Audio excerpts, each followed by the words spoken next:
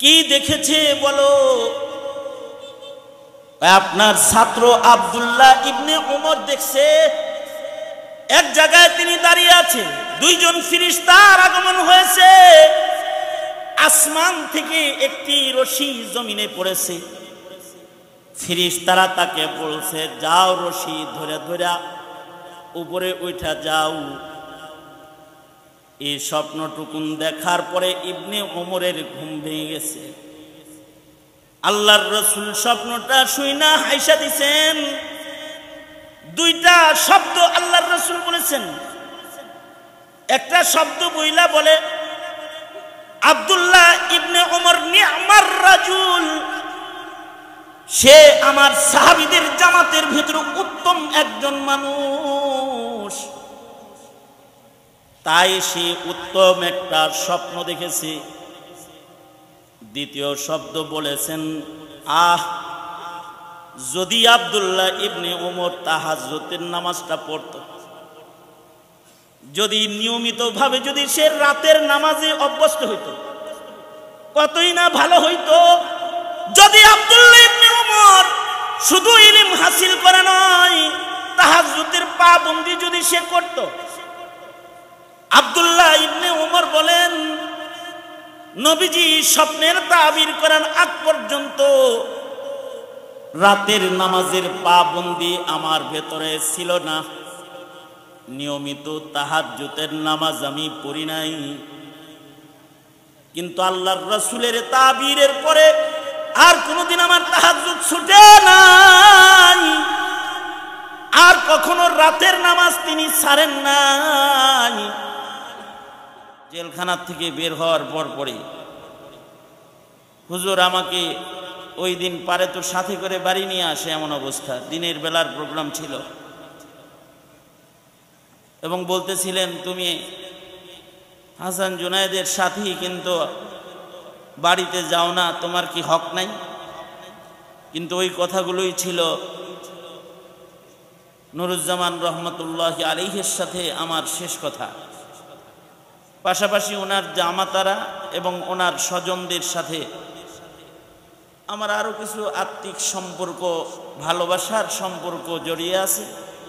সব মিলে আজকের এই প্রোগ্রামে আমার শিরকত এবং এই প্রোগ্রামে কিছু সময় কাটানোর প্রতিটি মুহূর্তের ভেতরেই অনেক অনেক ভালোবাসার একটি মজার উপলব্ধি আমাকে আনন্দ দিচ্ছিল। আমি চাইতেছিলাম, মনে মনে কামনা করতেছিলাম যে প্রোগ্রাম লম্বা হোক, আমি বসে থাকি, আমার উস্তাদ তো দেখবেন যে আমি বসে আছি। উনি যেমন উস্তাদের রুহানি ফয়েজ নেওয়ার জন্য মেহনত করতেছেন, আমি এখানে বসে বসে তো এনায়েতুল্লাহ সাহেব হুজুরের রুহানি দোয়া পাইতে থাকবো। হুজুর বুঝবেন যে আমি অসুস্থ, আমার ছাত্রটা বসে রয়েছে অসুস্থ অবস্থায়, তা আমি দোয়া পাইতে থাকবো। এই জন্যে আমার কামনা ছিল আরও বক্তব্য দেওয়ার কেউ থাকলে দেখ, বসে থাকি আর বরকত হাসিল করি। নির্দেশ করা হয়েছে কিছু বলার জন্যে। আসলে এত বড় ওলামাদের, হুফাজদের, আহলে ইলমদের মজলিসে বলার মতো তো কিছু আমার কাছে নাই, তবে নির্দেশ করা হয়েছে কিছু বলতে। বরকতের নিয়তে আয়াত হাদিস আপনাদের সামনে পেশ করেছি, সাথে কিঞ্চিত দুই চারটা কিছু কথা। আল্লাহর রাসূল সাল্লাল্লাহু আলাইহি ওয়াসাল্লামের, আপনারা যারা সামনে আছেন, মুতাওয়াজ্জিহান ইলা জিহাতিল স্টেজ, বুঝেন নাই? দুই হাত উপরে তোলেন, হ্যাঁ সোজা করেন, আঙুল খুলে দেন তো, নাড়াচাড়া দেন তো, হাত নামান, জবান খুলে বলেন সুবহানাল্লাহ, বলেন আলহামদুলিল্লাহ, লা ইলাহা ইল্লাল্লাহ, আল্লাহু আকবার, আল্লাহু আকবার। এই যেমন আমার দিকে ছিলেন অল্প কিছু সময়, একেবারে সামান্য সময় একটু আমার দিকে থাকেন। আল্লাহর রাসূল সাল্লাল্লাহু আলাইহি ওয়াসাল্লামের আদত, অভ্যাস ছিল এটা। নবী আলাইহিস সালাতু ওয়াস সালাম ফজরের নামাজের পরে বসে যেতেন আর বলতেন, তোমাদের মধ্যে কি কেউ কোনো স্বপ্নে দেখছো নাকি? তাহলে বলো তোমাদের স্বপ্নের তাবির করি। সাহাবায়ে কেরাম বরাবরই সবাই নবীজির কাছে রাত্রে কোনো স্বপ্নে দেখলে, ঘুমে কোনো স্বপ্নে দেখলে স্বপ্নটা বলতেন। আর হাবিব কিবরিয়া স্বপ্নের তাবির করতেন। স্বপ্ন কিন্তু ইচ্ছা করে দেখা যায় না। কেউ যদি স্বপ্ন দেখার নিয়ত করেও ঘুমায় তাও স্বপ্ন দেখতে পারবো না, কিন্তু স্বপ্ন একা একা দেখা যায় না। তবে হ্যাঁ, মানুষ রকমারি স্বপ্ন দেখে। স্বপ্ন সম্রাট ইবনে সিরিন রহমাতুল্লাহ আলাইহি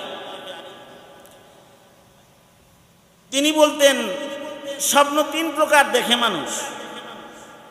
এক প্রকারের স্বপ্ন দেখে মানুষ যা কল্পনা করে ওইটাই দেখে।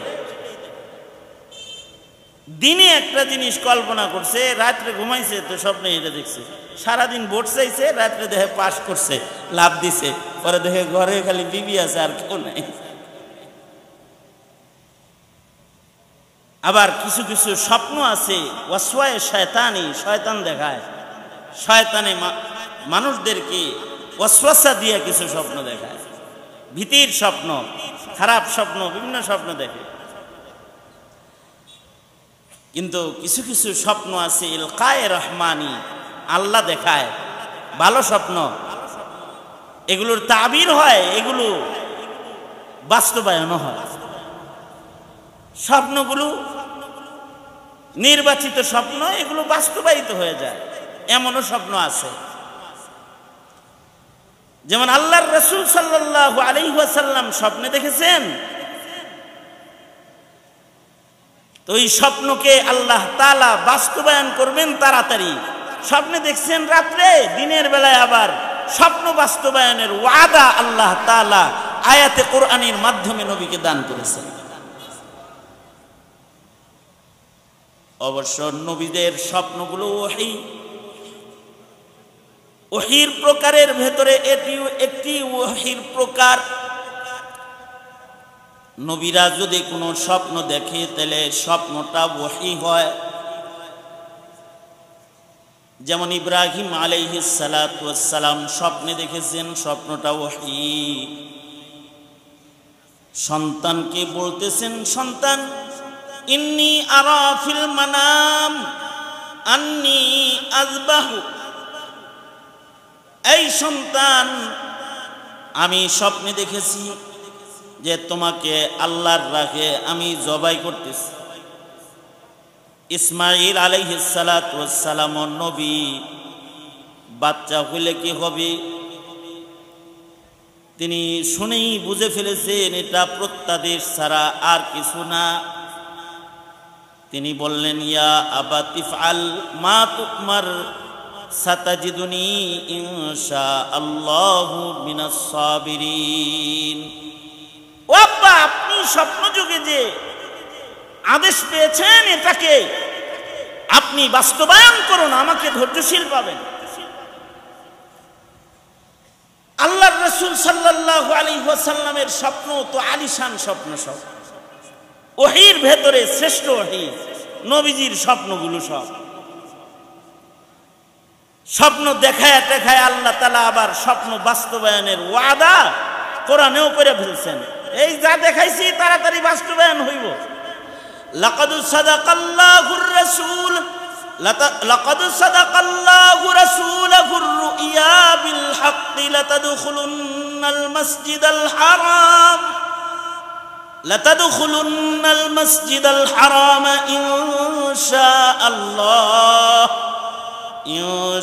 ইনশাআল্লাহু আমিনিনা মুহাল্লিকিনা রুউসাকুম ওয়া মুকাসসিরিনা লা তাখাফুন। আল্লাহর রাসূল রাতের বেলায় স্বপ্ন দেখছেন যে তিনি কাবা তওয়াফ করতেছেন, দিনের বেলায় স্বপ্ন বাস্তবায়নের আয়াত আল্লাহ নাযিল করে দিয়েছেন। কিছু কিছু স্বপ্ন সাধারণ মানুষও কিয়ামত পর্যন্ত দেখবে, যেগুলো উত্তম স্বপ্ন, যার তাবির হবে। এ কারণে স্বপ্নের তাবির আল্লাহর রাসূল নিজেও করতেন, সাহাবীরা স্বপ্নে দেখলে আল্লাহর রাসূল তাবির করে দিতেন। এমনকি সাহাবীর স্বপ্ন যদি নবীর সমর্থন পেয়ে যায় তো এটাও ওহীর একটি প্রকারে পরিণত হয়ে যায়। কোন সাহাবী স্বপ্নে দেখলে ওইটা নবীর সমর্থন হইলে ওইটা ওহীর হুকুম পেয়ে যায়, ওইটাও স্বপ্নটাও ওহীতে রূপান্তরিত হয়ে যায়, প্রত্যাদেশ হয়ে যায়। যেমন আব্দুল্লাহ বিন যায়েদ বিন আব্দে রাব্বিহি, খেজুর বাগানের একজন কাজ করার লোক সাহাবী, স্বপ্নে দেখছে আজানের শব্দ। আল্লাহর রাসূল বলছেন রুইয়াতুকা সাদিকান, তুমি সত্য স্বপ্ন দেখেছো। তো আজান স্বপ্নের মাধ্যমে কিয়ামত পর্যন্ত মানুষের জন্য শিআরে ইসলাম হয়ে গেছে। আল্লাহর রাসূলের এটা আদত ছিল যে আল্লাহর রাসূলের কাছে সাহাবায়ে কেরাম স্বপ্ন বলতেন, আর নবীজি সাহাবায়ে কেরামের স্বপ্নের তাবির করতেন। কিন্তু একজন সাহাবীর বড় আফসোস, হে স্বপ্নে দেখে না। সাহাবীটা হলেন হযরত আব্দুল্লাহ ইবনে উমর রাদিয়াল্লাহু আনহুমা। আলেম তো অনেক বড় আলেম সাহাবী হযরত আব্দুল্লাহ ইবনে উমর, সাহাবায়ে কেরামের ভেতরে 13 জন বড় আলেমের একজন আব্দুল্লাহ ইবনে উমর রাদিয়াল্লাহু আনহুমা। তবে তিনি শুধু আলেম বড় তা না, তিনি আবেদও অনেক বড়। এত বড় আবেদ তিনি যে তিনি শুধুই মাত্র শরীয়তে ইসলামের আমলগুলো নবীর তরিকায় করছেন তা না, নবী পাকের খাসলাতে তবঈর নকলও তিনি করছেন। যেমন হযরত আব্দুল্লাহ ইবনে উমর রাদিয়াল্লাহু আনহুমা, তিনি হজে যাওয়ার পথে মদিনা থেকে মক্কায় যাইতে এক জায়গায় তিনি বারবার যখনই যাইতেন ওখানে কেমন যেন পেশাব করার জন্য বসে পড়তেন। তো ওনার সফর সাথীরা বলে, ইবনে উমর, এই পথে আপনি চলতেই অমুক জায়গায় কি লেগে বসেন, মনে হয় আপনি ইস্তেনজা করবেন, কিন্তু কখনো কখনো দেখা যায় আপনি ইস্তেনজা না করে উঠে পড়েন, এমনি বসেন আর এমনি হেঁটে চলে যান। কেন আপনি ওইভাবে বসেন? ইবনে উমর কেঁদে দিয়ে বলে, নবীজির সাথে মক্কার পথে এই পথে আমি সফরের সাথে ছিলাম, আমি আল্লাহর রাসূলকে এই জায়গায় বসে পেশাব করতে দেখেছি, ইস্তেনজা করতে দেখেছি। সেই থেকে আমি এই পথে চলতে নবী যেই জায়গায় যেভাবে বসছেন ওই বসাটার নকল করার জন্য আমি ওখানে পয়সা যাই। আমার কাজে হাজত এজন্য নয়, ইত্তিবাঈ রাসূলের রোগ নিজের ভেতরে বাড়াইবার জন্য আমি বসে যাই। আমার পথ চলার একটা অংশ যেন নবীজির পথ চলার সাথে মিশে যায়, নবীর রঙে নিজেরে রঙিন বানাইবার জন্য আমি বসে যাই। তাইলে তবে এই খাসলতের নকল, পয়গম্বরের তবে এই খাসলতের নকল করা উম্মতের জন্য ইবাদত না। কিন্তু হযরত আব্দুল্লাহ ইবনে উমর ইত্তিবায়ে রাসূলের রঙে এত আলিশানওয়ালা ছিলেন যে তিনি নবীজির তবে খাসলতের নকল করার চেষ্টা করছেন। সবাই স্বপ্ন দেখা দেখা নবীজির কাছে তাবির নেয়। আব্দুল্লাহ ইবনে উমরের দুঃখ হাদিস শরীফে আছে, ওনার দুঃখ হইল সবাই নবীর কাছ থেকে তাবির নেয়, হায় রে কপাল, একটা স্বপ্ন দেখি না, তাবিরও লইতে পারি না। তো উনি আফসোসে দোয়া শুরু করে দিলেন, ও আল্লাহ আমার ঘুম তো করা, ঘুমাইলে আমি তো একেবারে ফুল মরা, আমি তো কিছুই দেখি না। আল্লাহ আল্লাহ তুমি দয়া করে যদি আমাকে একটা স্বপ্ন দেখাইতা, তাইলে আমিও নিজের স্বপ্ন অন্যান্য সাহাবীদের মতো নবীজির কাছে বর্ণনা করে তাবির নিতে পারতাম। আল্লাহ পাকের কুদরত, স্বপ্নে দেখতে দোয়া করতে করতে একদিন ওনার দোয়া কবুল হয়ে গেল। এবার উনি স্বপ্ন দেখলেন, হাদিস শরীফে আছে স্বপ্নে উনি দেখতেছেন যে উনি এক জায়গায় আছেন আর ওইখানে দুইজন ফিরিস্তার আগমন হয়েছে।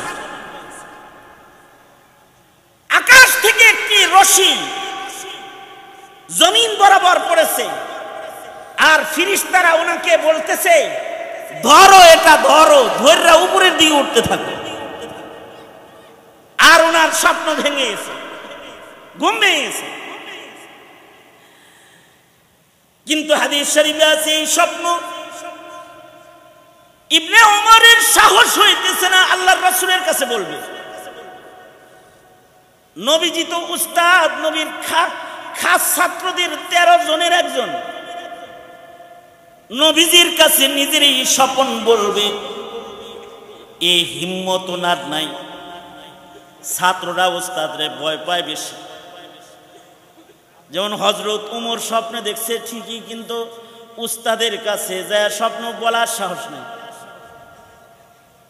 খেজুর বাগানে কাজ করে রাখাল সাহাবী, সে যায় বলতেছে সব। এজন্য আব্দুল্লাহ ইবনে যায়েদ বিন আব্দে রব্বিহির নাম হাদিসের একমাত্র আজান বর্ণনার ক্ষেত্রে পাওয়া যায়, আর কোন মাসাইলের ভেতরে ওনার নাম নাই। তবে এমন চমকাইছেন যে এক স্বপ্ন দিয়ে তিনি পৃথিবীর সকল কিতাবে অংশগ্রহণ করেছেন। আজানে কামত পড়াইতে গেলে আব্দুল্লাহ বিন যায়েদ বিন আব্দে রব্বিহির নাম লইতে হয়। তবে উনি অত বড় আলেম ছিলেন না। পক্ষান্তরে হযরত উমর কিন্তু অনেক বড় আলেম ছিলেন। হযরত উমরের ইলমি মাকাম কি, নবীজির কাছ থেকে হযরত উমর এত পরিমাণে ইলম হাসিল করেছেন, সিদ্দিক আকবরের পরেই সবচেয়ে বেশি ইলম অর্জনকারী হযরত উমর। আর হযরত উমরের মেজাজটাও ইলমি মেজাজ। এ কারণে হযরত উমরকে বলা হয় মেজাজে ওহী, অর্থাৎ কোরআনে হাকিমের 21 জায়গায় আয়াত নাজিল হয়েছে হযরত উমরের মত মতন। হযরত উমর যেটা চাইতেছিলেন আল্লাহ তাআলা জিবরাইলকে দিয়ে ওই রকম আয়াত জমিনে পাঠিয়ে দিয়েছেন। এত বড় আলেম তিনিও কিন্তু আজান স্বপ্নে দেখছেন, কিন্তু উস্তাদের কাছে যে কথা বলার হিম্মত নাই। নবীজিকে যে বলবে আল্লাহর রাসূল আমি এই স্বপ্নে দেখছি আজানের গ্যাঞ্জাম চলতেছে, কিভাবে নামাজে ডাকা হবে গ্যাঞ্জাম চলতেছে, আমি স্বপ্নে দেখছি, এটা বলার সাহস পাইতেছে না। এই উমরেরই তো সন্তান আব্দুল্লাহ ইবনে উমর, তিনিও তো নবীজিকে ভয় পায়। এত বেশি ভয় পায় উস্তাদকে ছাত্র, যে নিজের দেখা স্বপ্ন এতদিন দোয়া করছে, আয় আল্লাহ আমার একটা স্বপ্ন দেখাও, আমি যেন অন্যদের মতো তাবির শুনতে পারি। কিন্তু আজকে স্বপ্ন দেখার পরে সাহস হারিয়ে গেছে, উস্তাদের কাছে যে স্বপ্ন বলবো কেমন। শেষ পর্যন্ত স্বপ্ন বর্ণনা করতে তিনি অক্ষমই হয়ে গেলেন। হাদিস শরীফে আছে তিনি হযরত যায়েনবকে যা বললেন, যায়েনব আমি এই স্বপ্নে দেখছি। উম্মুল মুমিনিনকে যা বলতেছে নবীজির কাছে এইটা বলার সাহস আমার নাই, আমি যা দেখছি বর্ণনা করার মতো জবানও আমার নাই। তুমি একটু আমার পক্ষ থেকে আমার স্বপ্নটা নবীজির কাছে বইলা আমার জন্য একটু তাবির লয়ে তো নবীজি কি বলে। তো হযরত যায়েনব একদিন রাসূলকে বলতেছেন, ওগো সরকার সাগরেত আপনারে বড় ভয় পায়, নিজে দোয়া কালাম কইরা স্বপ্ন দেখছে, মোটে গেলে ঘুমায় কিছু দেখে না, দোয়া দুরুদ কইরা একটা স্বপ্ন দেখছে, কিন্তু এইটাও আপনার কাছে বলার সাহস নাই। আমাকে বলার উকিল বানাইছে, আপনার কাছে স্বপ্ন বলতে বলেছে, আপনি কি একটু ব্যাখ্যা করবেন, তাবির দিবেন? তার মানে হলো রাতের গোলামি দিয়া, তাহাজ্জুদ দিয়া, নওয়াফিল বন্দিগির পাবন্দির মাধ্যমে ইবনে ওমরের তারাক্কি আল্লাহর রাসূল কামনা করতেছেন। শুধুই মাত্র ইলম হাসিলের মাধ্যমে আলেম নয়, সুন্দর কোরআন কারি হয়ে তেলাওয়াত করার মাধ্যমে নায়েবে নবী নয়, আন্তর্জাতিক হাফেজের পুরস্কার পাওয়ার ভেতরে একজন হাফিজুল কোরআনের সফলতা নয়, আল হাইয়াতুল উলিয়া উচ্চ মানের রেজাল্ট করে ডিগ্রি অর্জনের মাধ্যমে নায়াবতের চেয়ার নয়, মর্যাদার আসন নয়। মর্যাদার আসন একজন আলেমের তখন হয় যখন আলেমের ইলমের পাশাপাশি তার আমলের পাবন্দি হয়, তার ভেতরে যখন আমলের নূর পাওয়া যায়। এ কারণে আল্লাহর রাসূল স্বপ্নের তাবির করে বলতেছে, না, যদি আব্দুল্লাহ ইবনে উমর রাতের নামাজটাও পড়তো, এই কারণে সাহাবায়ে কেরামের রাতের নামাজ নবীর রাতের মতন।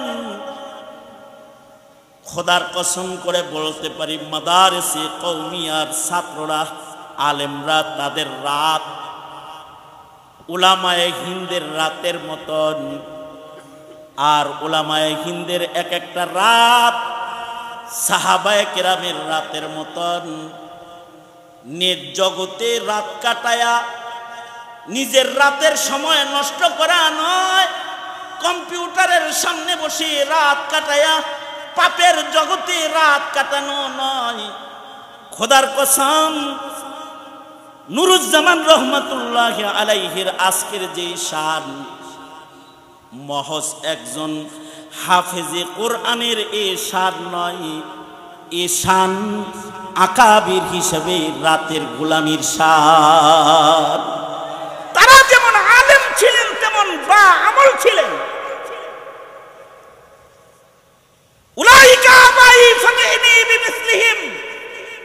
আমাদের ওই সকল আকাবির যারা চলে গেছে কবরে, যাদের আলোচনা বসলেই আমাদের করতে হয়, তারা শুধু আলেম ছিলেন না, তারা আবেদে খাস আশিক ছিলেন।